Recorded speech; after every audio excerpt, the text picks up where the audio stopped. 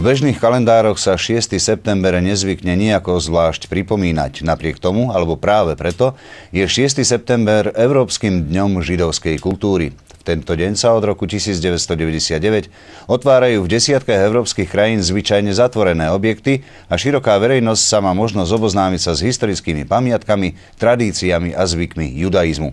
Na Slovensku sa do tejto akcie zapojili len 3 mestá: Bratislava, Komárno a tohto roku poprvýkrát aj Bardejov. Budova na Kláštorskej ulici, známa ako židovská synagóga, ktorá je v skutočnosti budovou židovského dobročinného spolku Chevra Bikur Cholim, založeného v roku 1904, bola v nedeľu popoludní zaplnená viac ako do posledného miesta.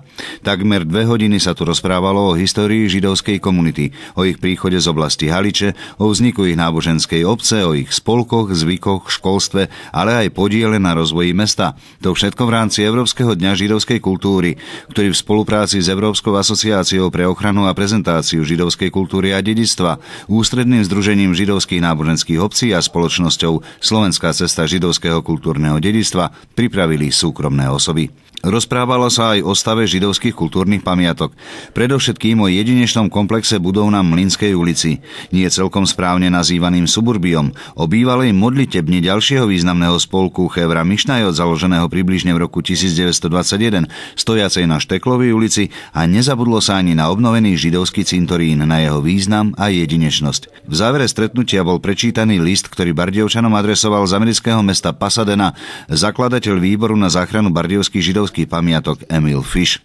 Usporiadatelia v nedeľu symbolicky pootvorili dvere nielen do zabudnutých objektov, ale aj do našich dejín. A ako bolo skonštatované, záujem obyvateľov prekvapil a potešil.